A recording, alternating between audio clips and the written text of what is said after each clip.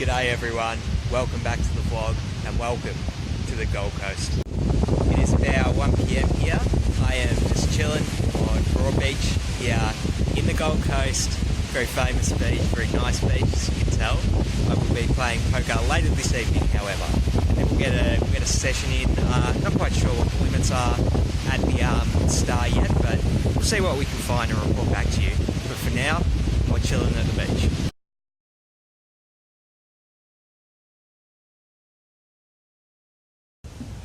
Alright, that's enough hanging out at the beach for one day. Time to get into the casino and start playing some poker. It's currently 2:30. Got the hot tip that it's actually better to go into the casino around this time of day because the waiting list can be pretty crazy, pretty long. So obviously looking to avoid that if I can. So I'm going to head in now, play a bit of poker, and hopefully we can get some interesting hands for you guys. I haven't actually played at this casino before. In fact, I haven't actually been to the Gold Coast since I was a very little kid. But I'm just hoping it's a very positive first experience at this casino, so let's get into it.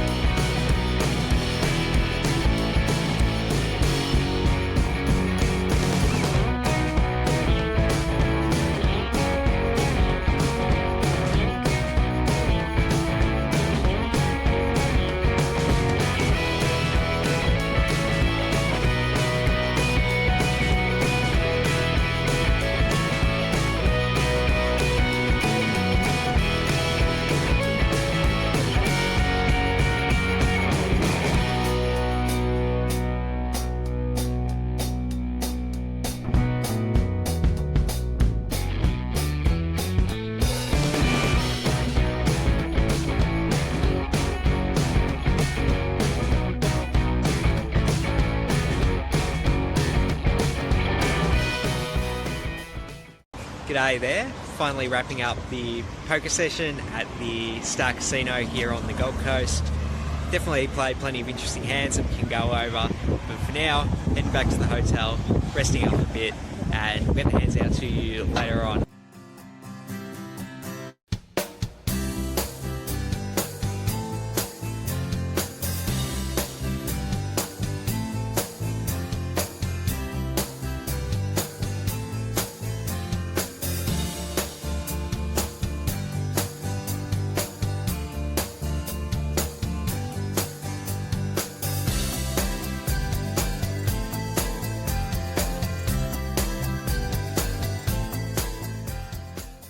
G'day again everyone, it is currently 5 AM here in the Gold Coast. I'm actually staying on Broad Beach, which is in the Gold Coast and is very close to the Star Casino, hence why I chose the hotel that was here for my trip. I played a 6-hour session last night, definitely played plenty of interesting hands, so I'm pretty keen to go over those hand histories with you guys. I don't think here is quite the right place to do it. The view out here is pretty nice, but I think we can find a better spot with a nicer view to do these.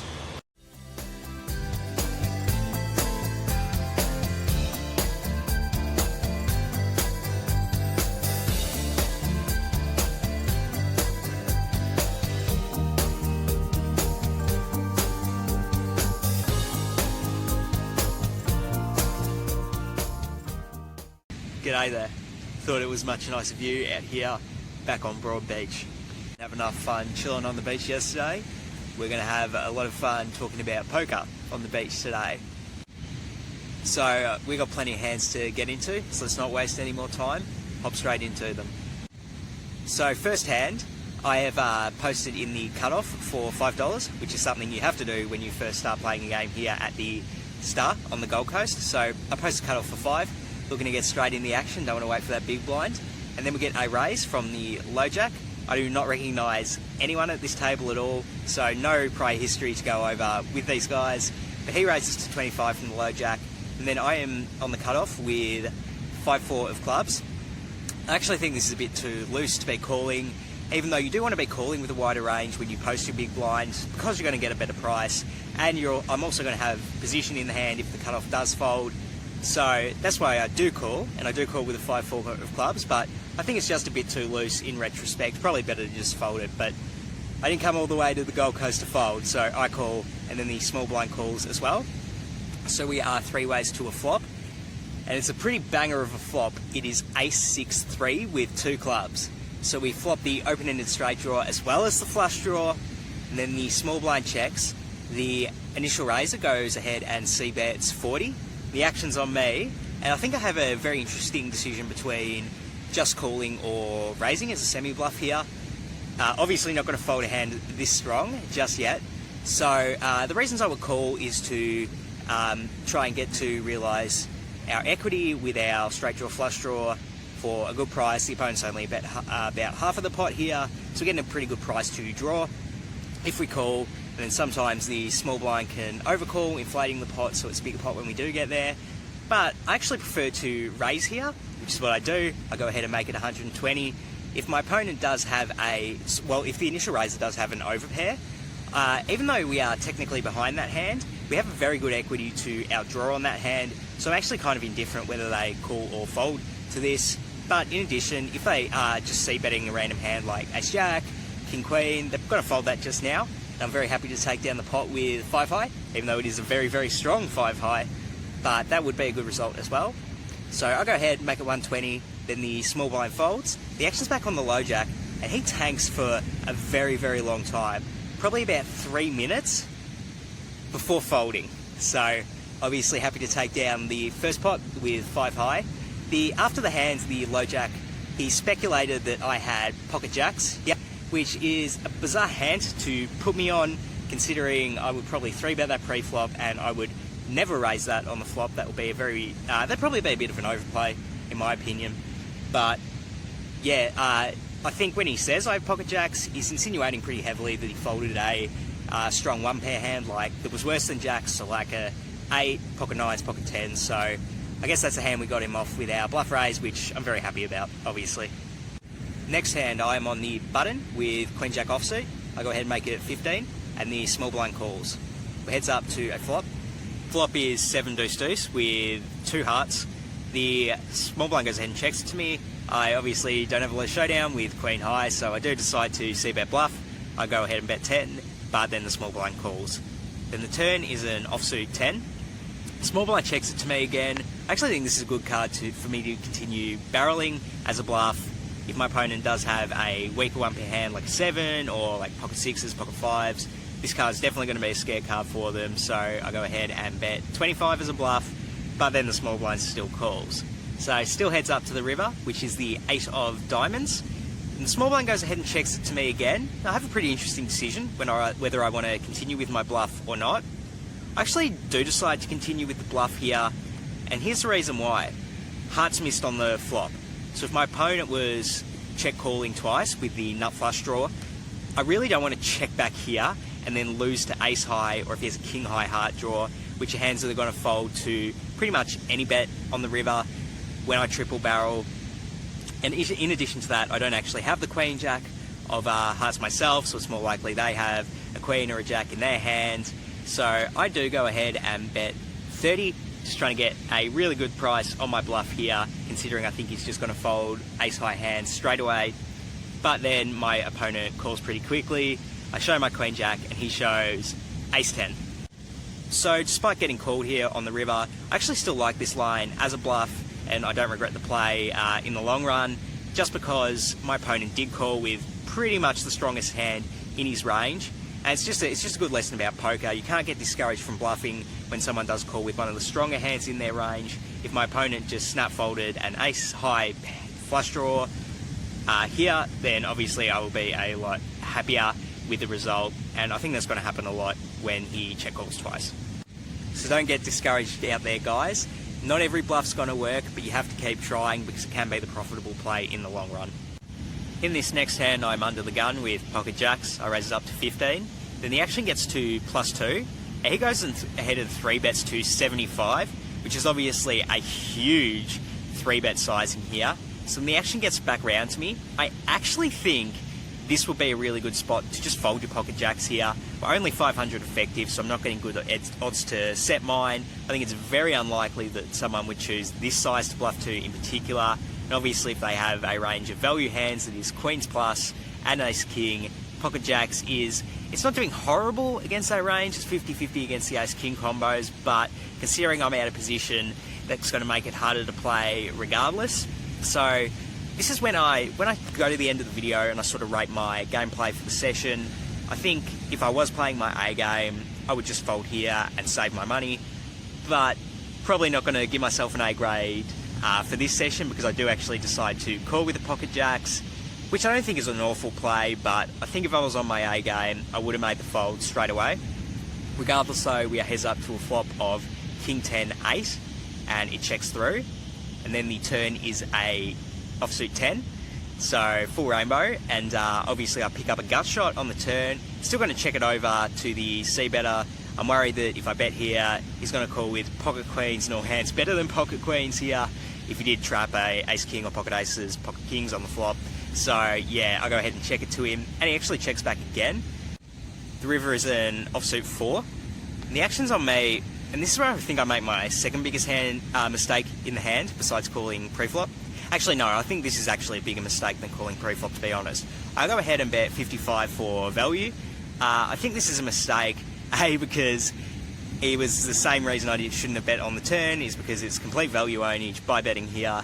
Obviously he's going to call with queens and all hands better than queens, but even if he did like take a massive sizing, 3-betting ace queen pre-flop, I still, even though I only bet small, 55, he's still probably going to be tempted to fold that hand. So yeah, this bet is a pretty big mistake, and I'm completely value owning myself. Just giving my opponent $55 pretty much all of the time, and of course he does call with pocket queens, so we're going to lose that one there, and pretty disappointed with my play for that hand. Next hand, I'm in the low jack with pocket queens. There's a raise from under the gun to 15. Obviously going to 3-bet it here. I make it 55, and then the under the gun player calls. So we're heads up to a flop of ace 4 rainbow. The undergun checks it to me, and I go ahead and C-bet 25. Obviously this is a pretty small bet, about a quarter size of the pot.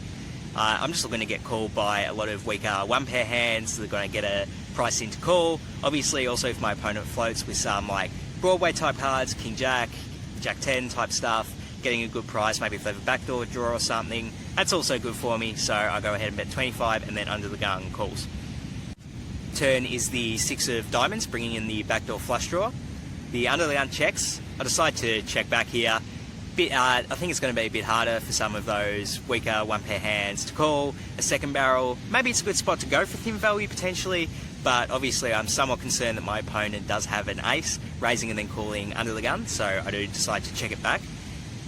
The river is the 3 of diamonds, and then the under the gun player decides to bet out 125. So the action's on me, and this is a pretty gross spot with queens. Obviously, like, I was concerned that my opponent check called the flop with an ace. They could definitely be betting that for value. Somewhat possible they have backdoor diamond draws, but the reason I think queens potentially might make a good call here is because we do block a lot of those backdoor diamond draws, having the queen of diamonds. In addition, we actually block some of the stronger aces that my opponent is going to take with this line. Obviously, namely ace queen is a hand we block. They could definitely be betting for value this way. So from a theoretical perspective, I do not mind calling with the pocket queens, queen of diamonds here. Having said that though, this is a large bet, and it's pretty hard for me to find a bluff in my opponent's range. If they did float the flop with a king jack, jack 10 type hands, they definitely, with a backdoor or something, they definitely could be bluffing with that, but that's a bit speculative. So yeah, it might be a good spot to make the exploitive fold here, but regardless, I do decide to call, and then my opponent shows ace 8 of diamonds. So not only did they have an ace, which I lose to, but they also rivered the nut flush as well.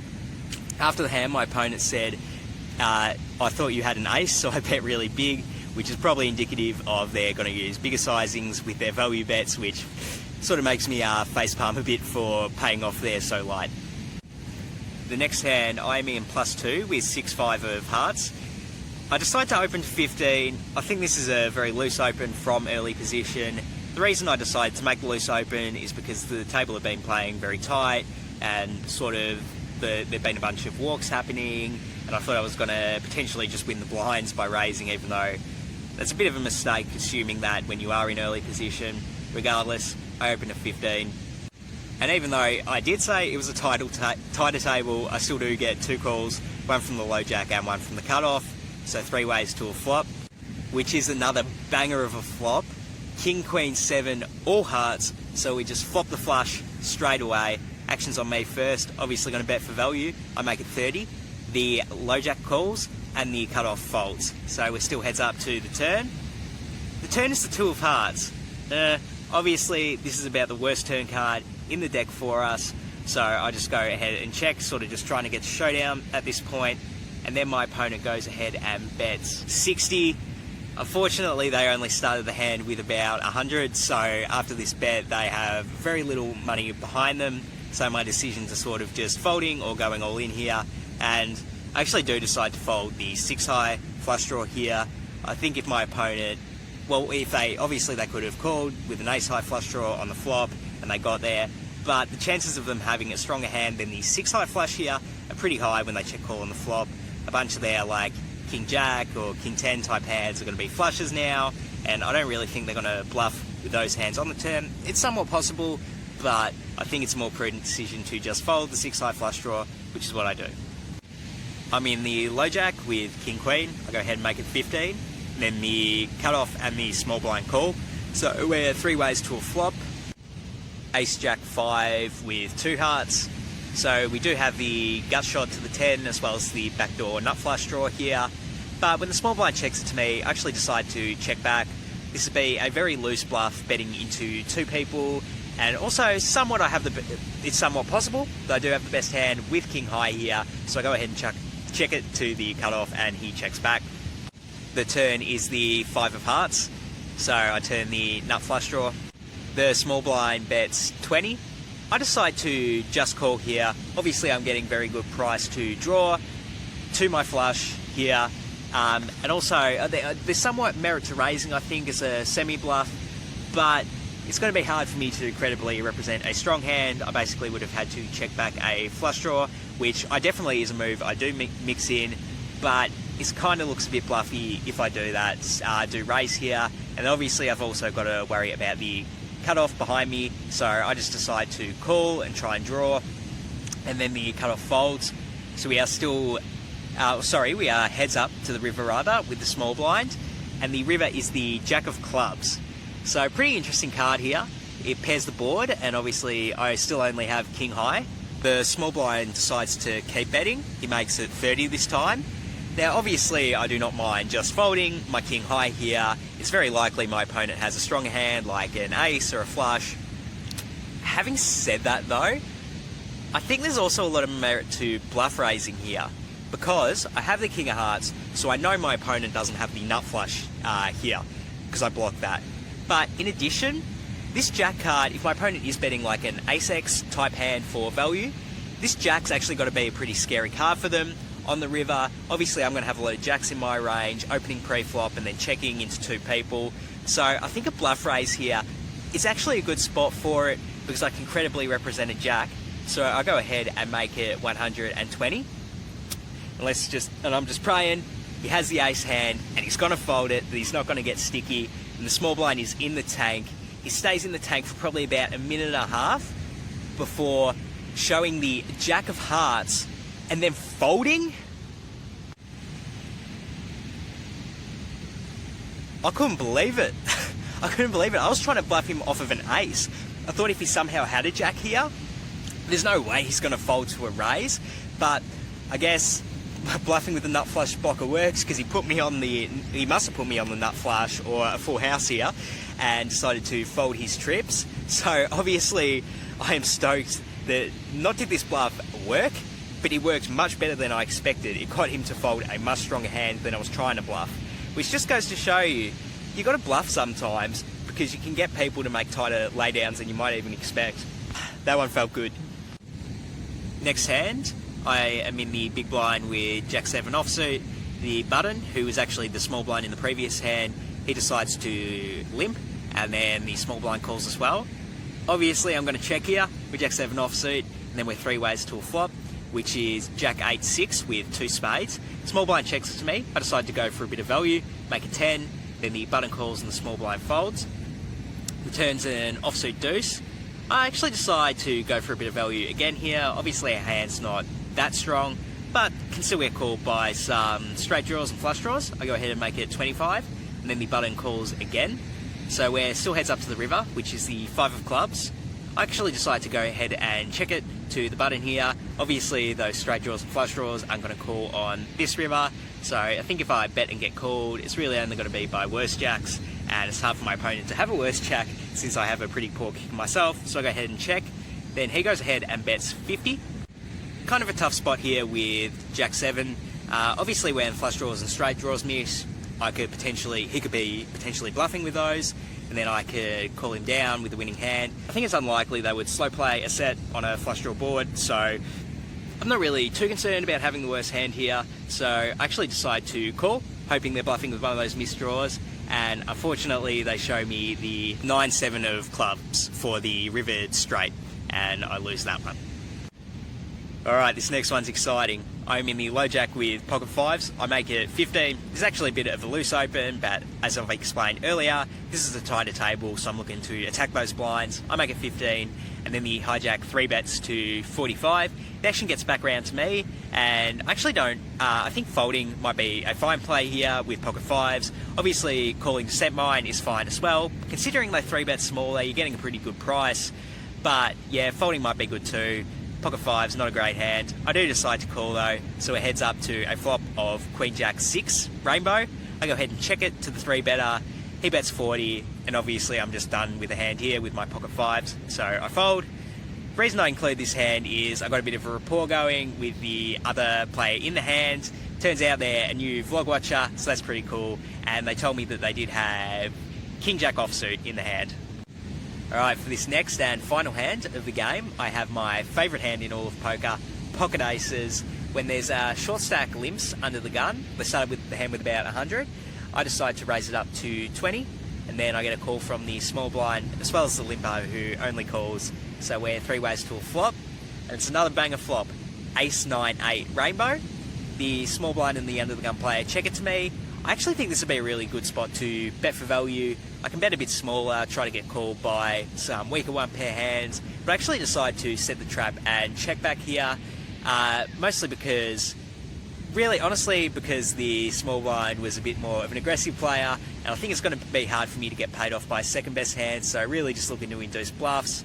That might be a mistake though, and something you don't want to get in the habit of doing against aggressive players. Regardless though, I check, and then we're 3 ways to a turn still, which is the king of clubs, bringing in the backdoor club draw. Both players check again, which just goes to show you can't always check to induce a bluff, even against aggressive players. So yeah, I definitely think betting a flop would be the best play, but now that the action's on me again, I think I definitely have to bet this turn, try and build a pot. I go ahead and bet 20, and then both the small blind and the under the gun player call, which I'm pretty stoked about here. So we're still 3 ways to a river, which is the king of diamonds. Obviously, this is a great card for us. Now we can win a bigger pot against a king if either of my opponents call the turn with a king. And here's where things get interesting. The small blind, actually the aggressive player, decides to lead out for 60, and then the under the gun player thinks about it for a bit and then folds. Now the action's on me. I think I have a somewhat interesting decision between raising small to like 150, or just deciding to rip it in for the 320 effective. Like I said, this opponent had been very aggressive, so I think it's very likely that they're bluffing here. But even if I do rip it all in, it's still going to be a hard call for them to make with just a king. Unless they have like king queen, I think they'll snap call, but they've obviously got to be worried about being outkicked if they have a weak king. And obviously, very possible that they're bluffing with miss clubs or jack 10, something like that. So, yeah, I guess the benefit to min clicking would be that maybe they try and go insane and 3-bet bluff me here, but that move doesn't happen a lot at the 2-5 games that I typically play, even with super aggressive opponents. So I decide to make the more standard play and rip it all in, 320 effective, and then my opponent snap folds. They look disgusted and snap fold, so obviously they were trying to make a move on the river, and I don't think I'm going to be able to get paid anyway. So that was the last interesting hand from the session that I played. I had a lot of fun at the Gold Coast. I ended up buying in for 1,000 and leaving for 588. Obviously ran pretty bad in some of those hands, but I definitely think I was not on my A game, and I was definitely disappointed with some of the mistakes I made, which absolutely contributed to the size of this loss, I would say. So in terms of my gameplay grade for the session, I'm going to give myself a C+. I really like some of the lines I took, particularly deciding to bluff with the King-Queen on that river. In terms of some of the bad hands I played, calling with Pocket Queens on the river, it's a close decision, but I can probably go ahead and make the hero fold there. And then also with the Pocket Jacks against the Pocket Queens hand, I should not be value betting, I guess, bluffing that river. That was a really weird play, and I just gave away $55 there for absolutely no reason. So that's definitely something, like, I can't give myself a strong grade after doing something that silly. But with a good mix of like strong plays and weak plays, I think a C+ right in the middle is probably what I deserve for the session. I guess I'm on holiday mode and not quite on my A game for it. Hopefully we can get back on the A game when we get back to Melbourne, particularly with the Aussie Millions coming up. So that's going to wrap it up here from the Gold Coast. Thank you so much for watching the vlog. Please subscribe. Brisbane vlog coming out next. Then we're going to be back in Melbourne for December. Aussie Millions coming up in January, so plenty to look forward to. Make sure you subscribe so you get those videos when they come out. Also, hit the thumbs up button, that really helps. Leave a comment, talk about the hands, talk about the Gold Coast, whatever you want, leave a comment. And thank you so much for watching yet again. I'm out. Peace.